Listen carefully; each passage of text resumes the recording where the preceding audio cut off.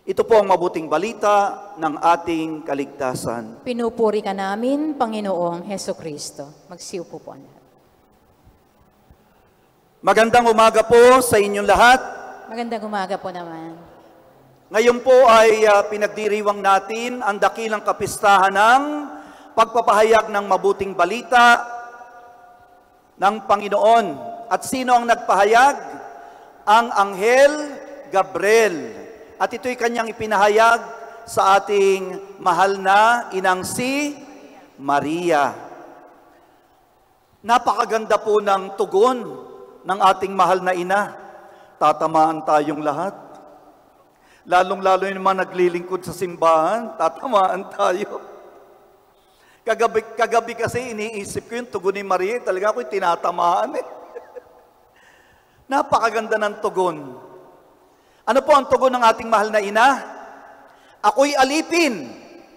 Ang turing niya sa sarili niya, alipin. Kung iba yun, sasabihin, ako'y nanay ng Panginoon. Ito ibang klase. Ako'y alipin ng Panginoon. Mangyari nawa sa akin ang iyong salita. Biruin mo, sinabi ng anghel, ikaw ang napili na maging ina ng bugtong na anak ng Diyos Ama. Napakalaking, napakalaking karangalan. Kung iba ipagkakalat na yan. Baka yung iba magparty pa. Pero ang mahal na ina, wala lang. Simple lang ang sinabi niya. Ako'y alipin ng Panginoon, mangyari nawa sa akin, sangayon sa iyong mga salita. Kaya dito natin makikita ang pamantayan ng mundo at ng Diyos ay magkaiba. Kung tatanungin natin ang pamantayan ng mundo sa pagpili, ika nga ng nanay ng bugtong na anak, anong sasabihin ng mundo? Mas pipiliin nila yung pinakamaganda. May mas maganda kay Maria. Mas pipiliin nila yung pinakamatalino. May mas matalino kay Maria. Ewan ko nga kung nag-aral si Maria. Ang pipiliin nila yung kilala sa ating lipunan. Yan ang pagpili ng mundo. Pero ang pamantayan ng pagpili ng Diyos ay kaiba.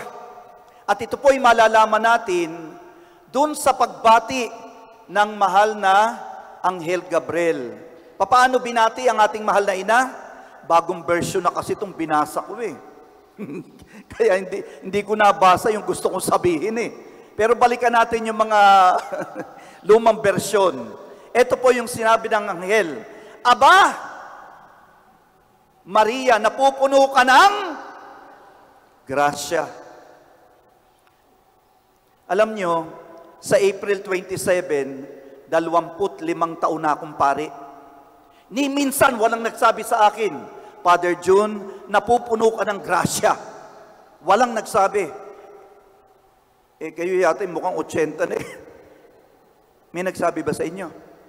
Huwag nyo nang intayin. Sa iba nagsabi, lalo ka na. Walang magsasabi sa atin. Bakit? Pare-parehas tayong makasalanan dito. Wala namang banal dito eh.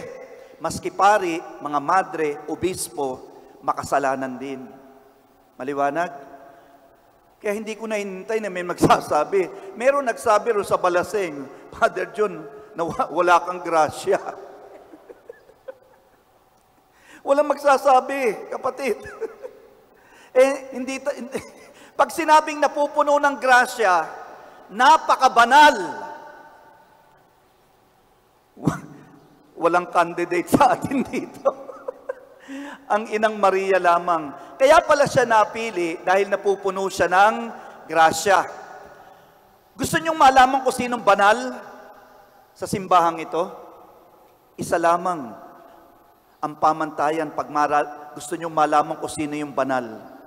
Yung mga banal na tao, mapagpakumbaba.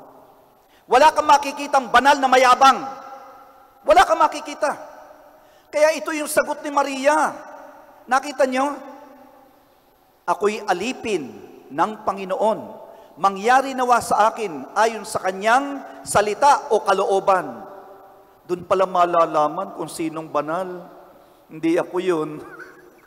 Kasi minsan mayabang ako. Inaamin ko, mag-amina na tayo, mabuti. Total, di naman ako nag-iisa eh. Pare-parehas tayo rito eh. Kaya, napaka-importante pala yung kababaang loob. Alam nyo, hindi pwedeng maglingkod sa Panginoon o sa ating simbahan ang mga mayayabang. Bakit? Nasusulat yan eh. Unang Pedro, Kabanata 5, Talatang 5. Ano nakalagay? Tuwang-tuwa ang Panginoon sa mga taong mapagpakumbaba, pero kinamumuhian naman niya. Diyos ko po, nakakatakot na salita. Kinamumuhian naman niya ang mga taong mayayabang. Ano pa yung ibang salita ng kinamumuhian? Sige nga, pare-pares naman tayong Tagalog dito eh. Kinasusuklaman. Oh, maganda yan. Ano pa? Kinaiiritahan. Oh, talaga. Eh yung couples eh, isinusuka. Talagang mas matindi yan. Nakita ninyo? Kaya yung mga banal, yung mga santo't santa, kaya sila naging banal, mababa ang kanilang kalooban. Anong sabi ni Juan Bautista? Si Jesus ang dapat itaas. Tayo'y magpakababa. Alam nyo, wag na kayong magintay pa ng gantimpala. Sa mga naglilingkod ng simbahan, wag na kayong magintay ng gantimpala. Ako hindi na naghihintay ng gantimpala. Bakit? Yun lang pagpili sa akin ng Panginoon na maging pare. Diyos ko po. Tama, ibig sabihin, sapat na sa akin yun. Bakit? Eh dati akong makasalanan. Ang daming mas banal na pwedeng magpare. Ang daming mas karapat dapat maging pare, maging madre, pero ikaw ang pinili. Huwag ka na mag-intay ng gantimpala pa. Yung pinili ka ng Diyos, sapat na yun. Kaya si Maria, para sa kanya, walang pagbabago. May nagbago ba?